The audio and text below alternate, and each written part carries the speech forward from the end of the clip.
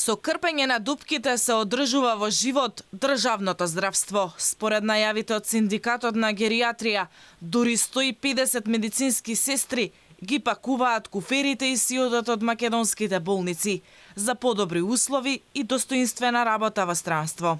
Од независниот синдикат на геријатрија алармираат дека од есен ќе има сериозен дефицит на овој кадар, доколку надлежните конечно не почнат да ги решаваат нивните проблеми. Сестриве упорни се за да си ги добијат нивните права, меѓутоа слух од владава нема, затоа се решија поголем број од нив до крајот на годинава, околу 150 веќе имаат најава до крај на годинава да ја напуштат земјава и имаат веќе договорено за во Германија да почнат со работа. Убрзан курс по германски јазик посетуваат, за да го научат како што треба да може да комуницираат таму. Од синдикатот го бараат покачувањето на платите на здравствените работници, како што беше ветено, но и признавање на дипломите на медицинските сестри со висше образование. Ако за скоро време не го добијат тоа, најавуваат масовни протести во главниот град. Ќе го блокираме Скопје двата влеза. И од кај Ѓорче и од кај автокоманда, а посебно ќе го блокираме центар.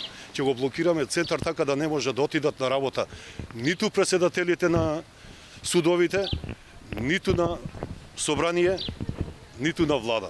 Нека си одат пешки, а не со возило. Дали Министерството за здравство ќе превземе нешто и ќе ги реши проблемите на здравствените работници? Од кабинетот на министерот Меджити не добивме одговор.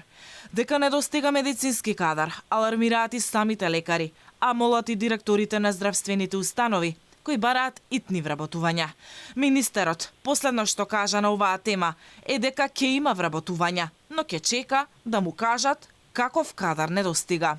Инаку Битолската и Штипската клиничка болница, Скопската брза помош и клиниката за детски болести во моментот имаат барања за околу 400 вработувања на медицински кадар, за да можат да функционираат без проблеми.